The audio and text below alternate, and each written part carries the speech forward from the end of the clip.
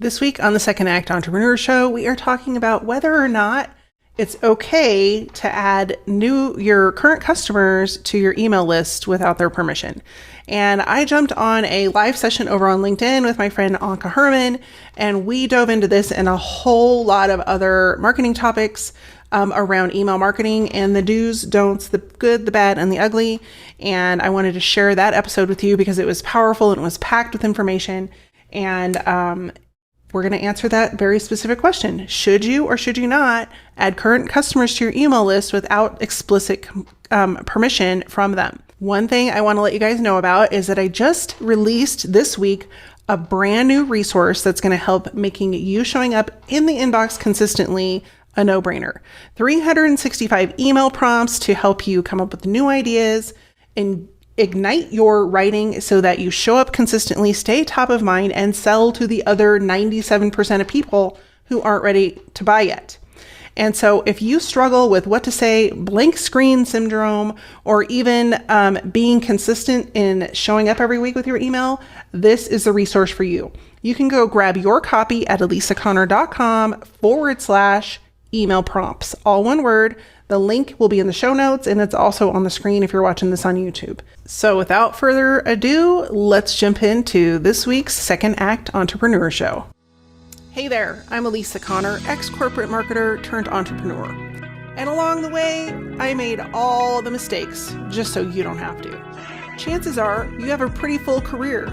You've got experience, expertise, and probably a whole lot of education. The problem is, people can't find you. This is why each week on the Second Act Entrepreneur Show, we feature expert education, marketing insights, and mindset shifts that are going to help you create a profitable business so you can secure your legacy, ensuring that you thrive not only in your first career, but also your second act.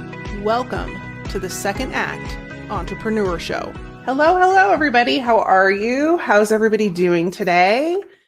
I'm Alisa Connor. And I'm Anka Herman. And we are starting this brand new live marketing chat. And the title of this is called This Not That. And it was created because we get so many experiences that come across our viewpoint as marketing consultants that we wanted to share with you all, things to look out for and avoid before they happen to you.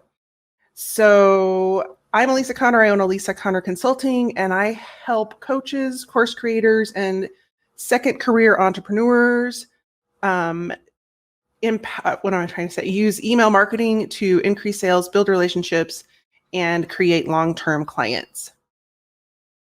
Yeah, well, I'm one of these multi-passionate people who've come around the block, from linguistics teaching, have my own crafty business and a background in software development. So I'm taking all of that and help coaches bring their offers online without the tech headaches.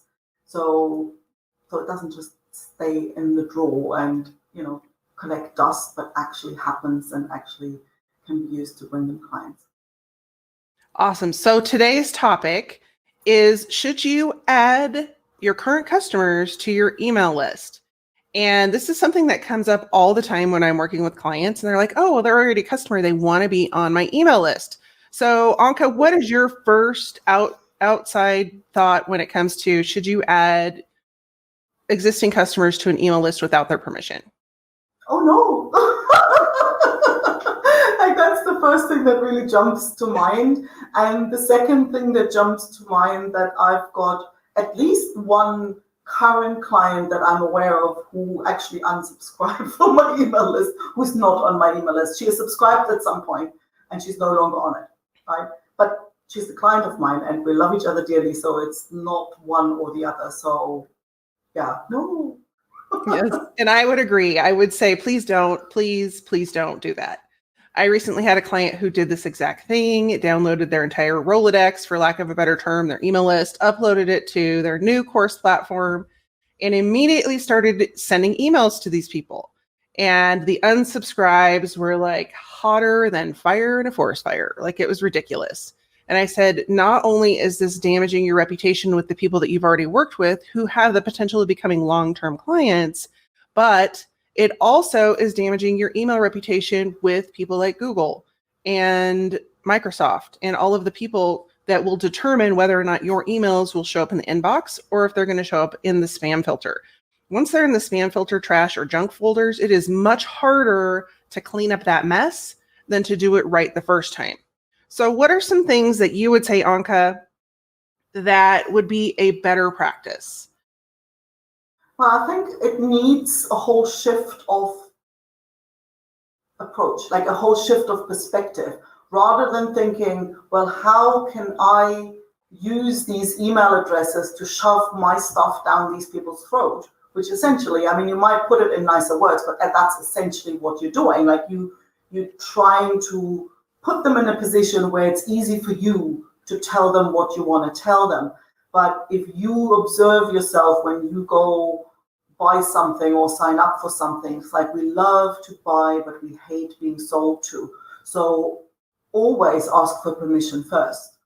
If you can invite somebody, like obviously you would invite your clients onto email list, better give them a good reason to be there. But if you invite them and give them the option, then you might just get a small fraction of people who, I mean, it shouldn't really, in theory, right, be a small fraction of your clients, but it be a percentage of your clients who go, oh yeah, I'd like to hear more, and others go, I'm trying to get inbox zero, I don't want to get more emails, I don't want it, right?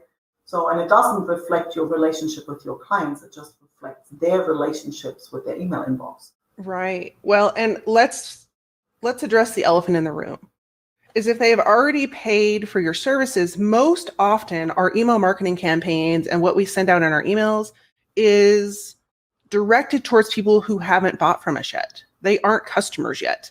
And so if you have a brand new offer and it might be something that applies to your current customers, you could actually reach out to them, and tell them about it on a one-on-one basis rather than just email blasting them and saying, hey, or you could ask them, I have this coming up. Would you be interested in being added to my email list so you can be kept up to date? Now, that may not be realistic if you have thousands and thousands of customers, but I would hope that if you have thousands and thousands of customers, you would have thought through the strategy prior to right now of adding them to your list and being in contact with them.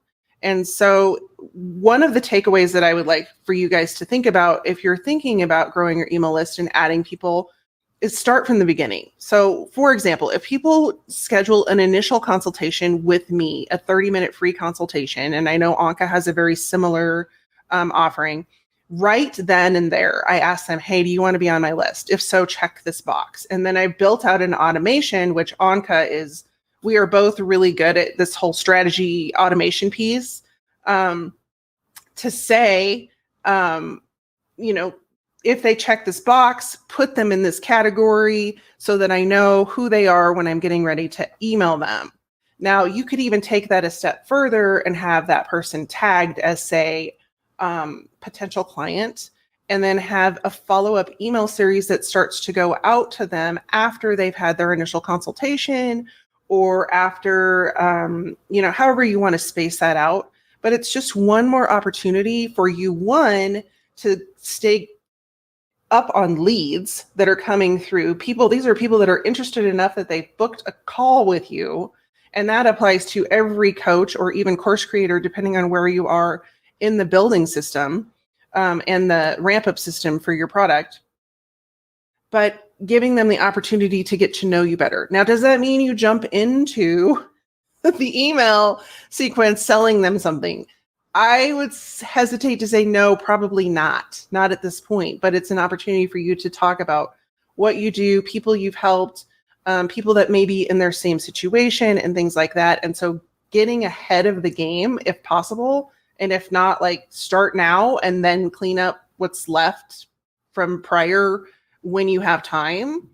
But getting something like that funnel set into place sooner than later is going to be really helpful for you to not only stay in front of people, but then when an offer does come up, like I'm currently launching a few new offers. I know Anka constantly has different events and different things that she's promoting.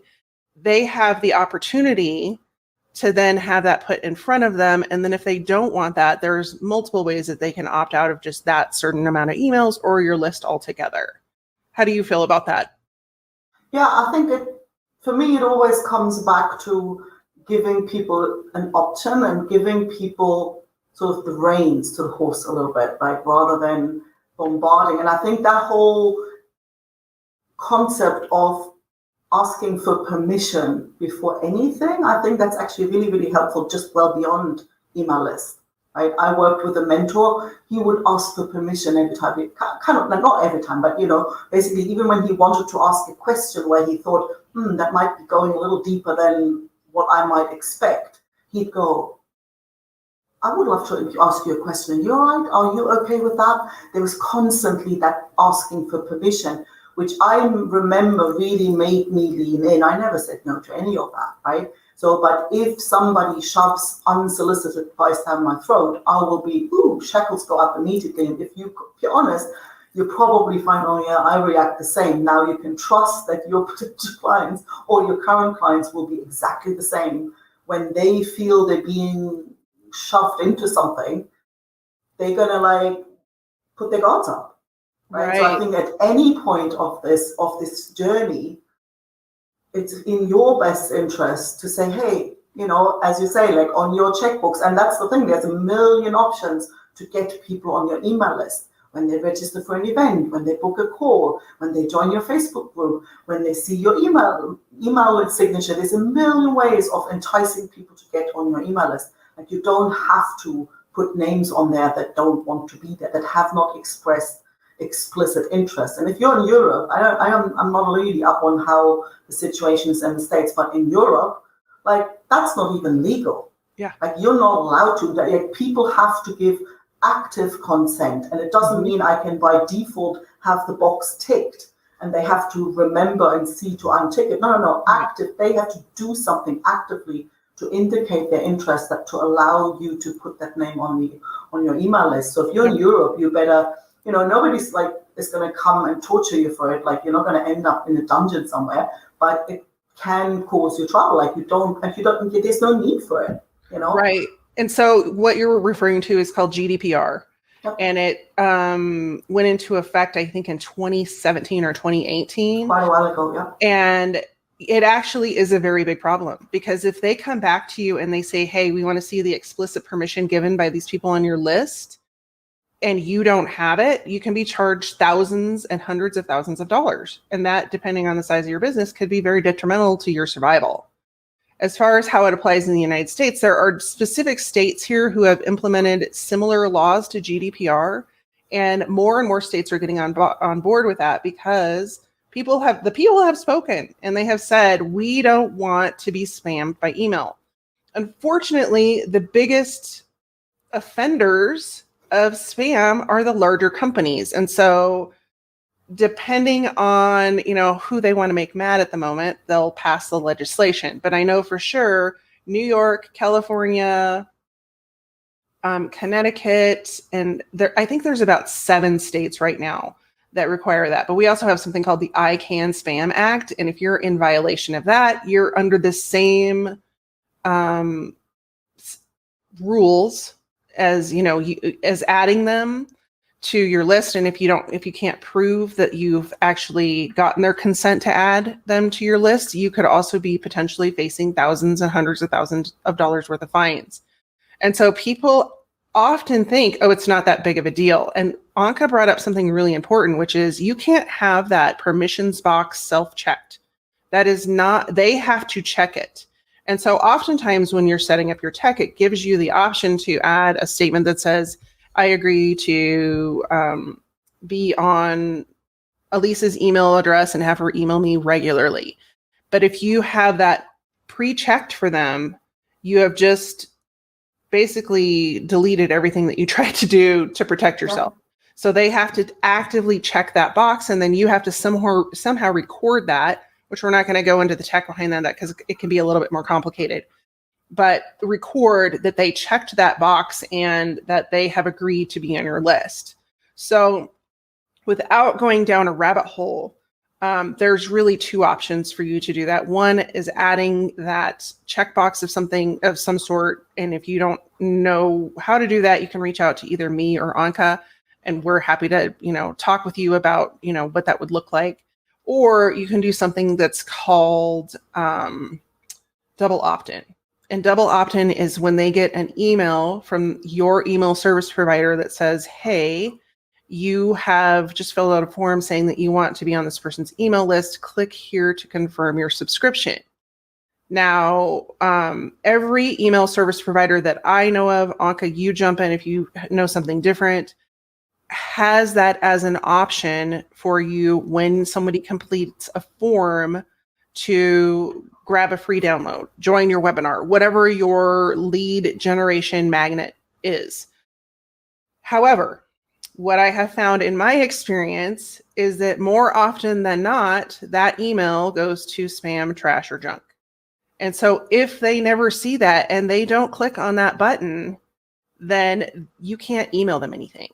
And so I have worked with my clients and shared with them, like, here's a workaround that will actually, at least get the first couple of emails to them, God willing, unless you have a spam issue with your IP address.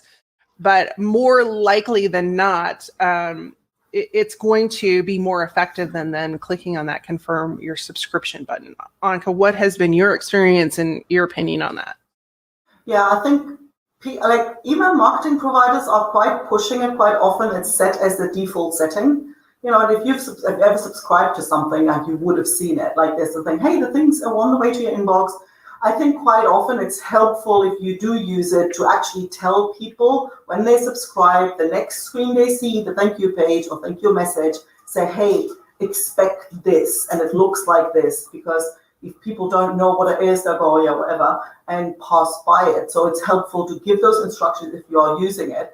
And then there will be this email, and if they don't click it, they won't even be added to the list at all, right? I've recently seen some, and I don't know what platform they were using, but they were basically, I subscribed to some stuff, and there were tick boxes there for, hey, I want to receive this, but the thing was the submit button wasn't active until I ticked those, right?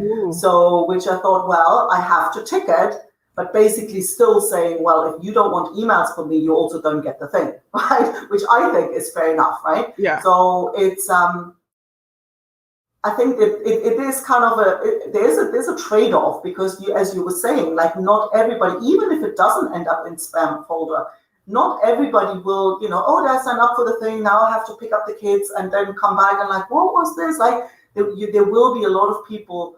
You won't get 100 people submitting the form and 100 people on your email list. I don't know what the percentages are, but there's quite a significant drop off there. So if the only thing is, if you choose to not use it, and I must say, I don't really see it used an awful lot, right? Most people aren't using it. I think if you are clear on the form and on that page where people put if you're clear on what it is they sign up for, I don't think you have a problem, right? So it's just, you need to be the only time, like, you don't want to sort of bait them with, oh, get whatever, and then send them something different. That's when people are like, what is this, right? And that's when they can mark you as spam, which isn't helpful. And in the worst case, they send the GDPR police your way. But that's definitely when you peeve people off, and that's in nobody's best interest, like, least of all yours. Right. And that's a really good point, is we often think, excuse me, I have a tickle in my throat. We often look at our own marketing from our perspective, like, they're just waiting, and they're like, we actually sometimes convince ourselves that they're waiting at their inbox for our email. And I'm sorry, pumpkins, they're not. They're just not. And the only person that cares that much about your business is you. And I love you to death, but the reality is that toot your horn, toot your horn, but it really comes down to the level of how much other distraction do they have? What else is going on in their life? How committed are they to actually getting your download and reading it? And this goes for any marketing. And I have a really great example that it actually just happened this morning. So if you have a couple minutes, I'll share it with you. As Anka knows, and maybe some of you all know, is that I'm a crafty girl. Like, I love to do crafting. And one of my favorite pastimes is creating handmade cards. And there is a lady out of California, and her name is Yuli. And she has, actually, I don't know if that's her name, but that's the name of her company. She creates hand curated watercolor. And so she's got these watercolor palettes, and they've literally been on my wish list for a year.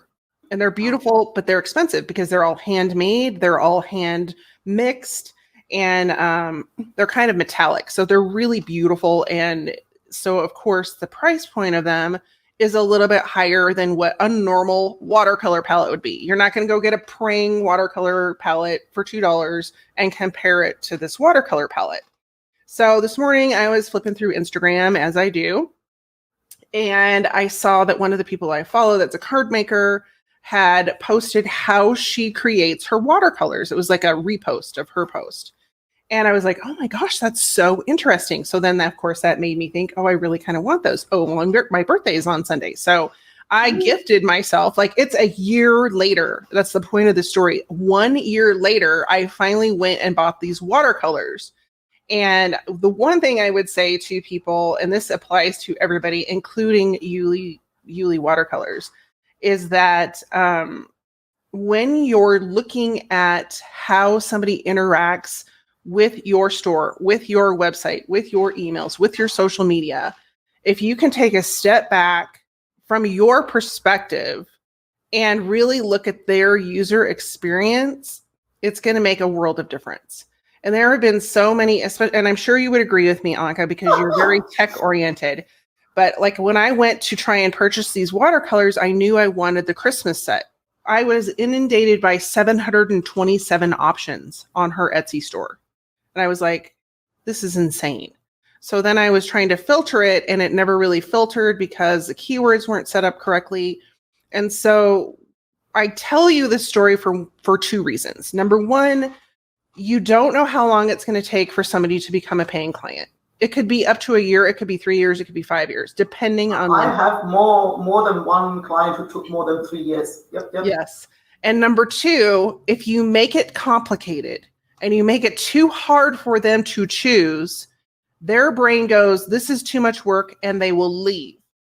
And so when you're creating any marketing, I don't care if it's a live, if it's social media, if it's whatever it is, stick to one point, stick to one call to action, stick to one offer.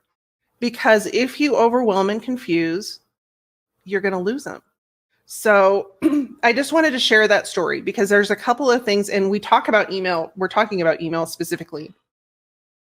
And email is one of the ways that you can consistently stay in front of your audience for 3 months, 6 months, 9 months, a year, 3 years, 5 years, whatever it might be, to remind them, hey, oh yeah, I wanted her to get I wanted to get my watercolors from her.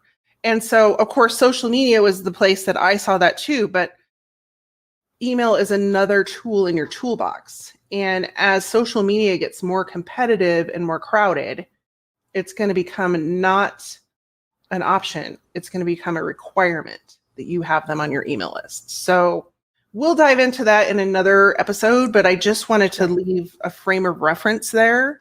And hopefully we've answered that question. If you have any questions that you would like answered in future episodes, we're going to be here every week, 9 a.m. Mountain, 11 a.m. Eastern. Anka, what time is it? 5 p.m. Europe, 4 p.m. UK. Okay. Every Tuesday from at least all of August and beyond is what we're planning. So if you have questions and concerns, but we would love to know your biggest takeaway in the comments and anything else you want to add. Yes, I would love to hear the biggest takeaway. And basically, what's your experience with that? As a subscriber, of other people. That's all I always say, like, be conscious when you use the internet, like, the stuff that winds you up, like it winds up other people, your potential clients too. So I think I would love to hear what's your experience, both as if you have an email list, how do you run it? And if you are a subscriber, what are your pet peeves, the things you really hate that people do? Awesome. So you can find me at alisaconnor.com. And Anka, what is your... TechMonster.com is the easiest place to find me. Okay. So thanks so much for being here and for tuning in. If you're watching the replay, leave your biggest takeaway in the comments, and we'll see you all next week. Take care. See you next week. Take care. Bye. So there you have it. Wasn't that a jam-packed training full of information from 2 different perspectives on what to do with your email? I hope you took something of value from this. If you did, we would love to hear from you over on LinkedIn, or if you want to send me a direct message, either on Instagram or LinkedIn, that would be great. But most importantly, if you found value in this, we'd love for you to share it with someone else. We'll be back next week with another live episode on LinkedIn, and it may show up on the podcast. I do have some upcoming guests, though. They're going to bring in some new knowledge, some new expertise specific to second act entrepreneurs. So I hope you stay tuned for those. In the meantime, don't forget to run over to alisaconnor.com/email prompts and grab that resource that's going to help you create 365 new emails in the next year or beyond to stay consistent in showing up in the inbox, staying top of mind with your future and potential current customers, and ultimately increasing your sales. Until next week, be well, take care, and stay safe. See you soon. Did you miss something during the podcast? Maybe forgot to take notes? No worries, we've taken all the notes for you. All the resources, links, and information in this episode you can find over at alisaconnor.com/podcast. That's ALISACONNER.com/podcast. Looking forward to seeing you next week.